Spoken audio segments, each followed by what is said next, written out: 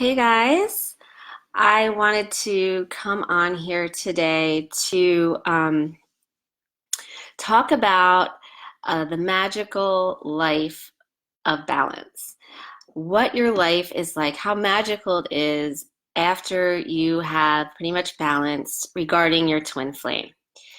This topic was actually suggested to me by one of my Instagram followers, and I'm so happy that this was suggested to me because I realized that, yeah, I've never even, I don't think, explained or described what balance feels like, what balance is like, what happens on the other side of this, of all of this work that you're doing, what you're really going to attain, or what gift and blessings you're going to receive from this journey. And I mean, I'm always talking about being balanced, balanced, balanced, but you guys are probably, I'm sorry, you guys are probably always like, well, who cares? What does that mean? Who cares if I'm balanced? But I'm going to tell you why you care. And just to preface this with the fact that I'm only talking about being balanced in regards to your twin flame journey. Okay, this is not about anything or anyone else or any other area of your life at this point. But I mean, the way things show up and manifest for everyone is unique and individual on this journey. So I can't speak for every one of my students or every one of my teacher students who have attained, balance regarding the twin flame and the twin flame journey. But I will say for me, I mean, it's not just like there's just one moment that just all of a sudden there's a switch.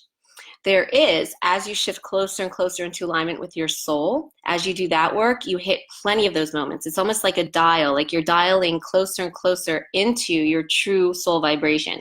And with each click or turn of that dial, you do feel a shift. It's like an instantaneous, almost magical, floaty, uplifting feeling. And you could be riding it almost like a high, but not a high from your mind or anything external. You just feel the most amazing bliss is the best words I can put to it. And you're just like floating right along and feeling blissful, and that's great and wonderful. And that lasts until the next thing comes to balance, and you shift closer into alignment again, then you have another shift. Those things can happen almost instantaneously. You feel a shift, and it's like a flip of the switch. But those keep happening. Those are just progressions on the way to shifting closer and closer into alignment with your soul. But once you have balance, once you've balanced out your fear-based push energy regarding your twin flame and your twin flame only, it's not like it all of a sudden is a switch is flipped and it all of a sudden just happens like that. How it happened for me, I can't say this is how it happens for everyone. Everyone, like I said, how it manifests physically is unique and individual. But with me, what happened was, I remember just waking up one day, and just waking up, and it was like, oh, oh my God, like I was free. I felt amazing. I no longer had pain.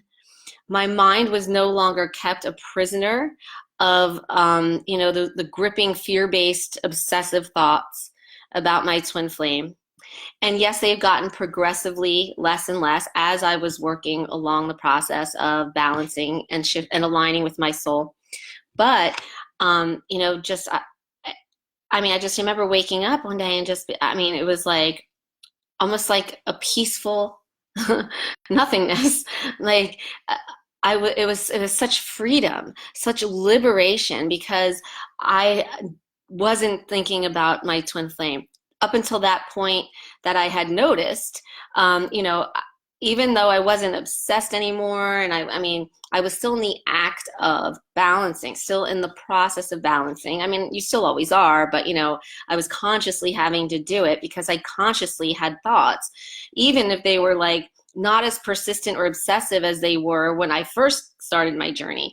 I mean, they were still running in the back of my head. It was like my twin flame was never far from my thoughts, right? Like my thoughts were always focused on my twin flame at some point.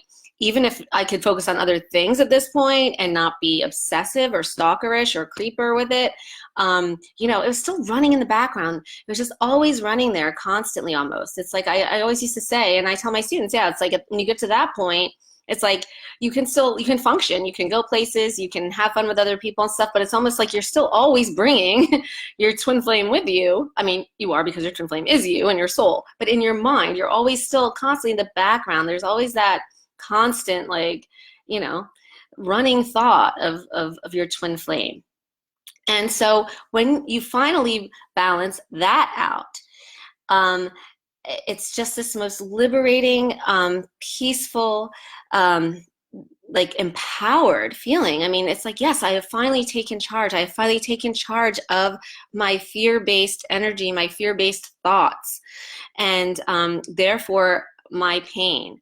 You realize, like, I am in charge. I am in charge. I am totally in charge, and I've been in charge. And that everything that I was feeling, you just click into the knowing that everything that you are feeling, good or bad, regarding your twin flame, really everything, but we're talking about the twin flame here, everything you've been feeling, good or bad, you know, it's all in you. You were causing those feelings for yourself. You were causing yourself to feel those things, not that physical body that, you know, is your twin flame. That wasn't causing you to do anything. And so when you reach balance, you go and you shift into this knowing of that. You just know that you are in charge. You always were in charge, and that you have the power. You're always in power. And, you know, you have freedom. You're always in freedom to think or not think, or to be even out of your mind. Always. You know, nothing outside of you can cause you to think a certain way, to feel a certain way, nothing. And you shift into this knowingness, just knowing that. And that is so empowering. And I had just so much overwhelming gratitude and appreciation for, first of all, the journey, for myself, for my soul, and yes, even for my fear-based energy, because it is a part of me, and because having that fear-based energy taught me how to move along this journey, right? It's because of the fear-based energy that I had to move along this journey. I had to balance. And so once you're balanced, and pretty much, you just feel this overwhelming gratitude and peace and appreciation and bliss. And it really is just miraculous. And then you feel empowered, and you realize that, you know, no one and nothing can affect you, and you don't need anyone or anything outside of you anymore, including that physical form of your twin flame. I was like, I could take it or leave it. You know, I don't have to have this physical relationship with my twin flame that I thought like I could never live without at one point, for a very long time, one point. So it's very liberating and freeing in that way. And then, like I said, this is only like when you're consciously balancing regarding your twin flame and twin flame journey. But of course, once you get there, it does spill over, you know, it does spill over naturally into other areas of your life and in other relating experiences of your life. Not consciously, you're not consciously trying to balance yourself out with anyone else, because really that can't be done, because with the twin flame and only the twin flame, you can balance. When you balance yourself, you're balancing out your twin flame, right? Because you're the same energy. With everyone else, that's not the case. You're not balancing them out at the same time, because they're not your energy. But having said that, it does spill over. There is an effect, a ripple effect outside of you, because as you shift closer into alignment with your soul, and as you're more closely aligned with your true soul vibration, you're obviously then emitting out into the physical 3D world more of your true soul vibration, because you're more physically shifted into that vibration. And in so doing, you then magnetize and attract back into your physical world people, situations, things, opportunities that more closely resonate with your true soul vibration. And this is amazing, because what happens is, you know, your true soul vibration includes your true passions, your purpose, you know, all of your loves and your likes and everything that, like, you know, just kind of floats your boat, that speaks to your soul. Your soul is true abundance. It's true peace. It's true contentment. And so you're going to magnetize in people, situations, and things that totally help support that part of your being, of your soul, that bring you abundance, that help support and just show you basically what your purpose is. And people and things and situations will come to you that, you know, ignite like your passions, your true soul passions that you might not even have recognized yet in your lifetime. So it is really beautiful in that sense. Also, in regarding interpersonal relationships with other people, not just romantic relationships, but all sorts of relationships, you will find that people that you resonated with and that you were close with maybe at one point, they tend to not resonate with you as much anymore and fall away as new people are magnetized in. But then you realize also, just like with the twin flame, that you don't need or want anyone in your life. And by want, I mean yearn. Like, you know, you're not desperate to talk to people all the time. You're not longing or lonely that you have to go out and, like, you know, be around people and socialize all the time. You become much more with yourself. You embrace solitude. Because that's you loving yourself. You love yourself. And it's not just like you're consciously doing it. It's just you naturally gravitate towards this. I can say this is across the board for every single one of my students. This is how it goes. You crave your solitude. You can no longer have time for people's drama and bullshit and any of all that fear-based, you know, drama stuff that, you know, the whole rest of the media world seems to be all caught up in, and that used to, you know, you used to get caught up into. You just realize you don't have time for that. Who needs that? You just kind of, I don't want to say you become a snob, but you kind of do, because in a way, not consciously, but you've risen above that. This is first part of your ascension. Ascension means to rise.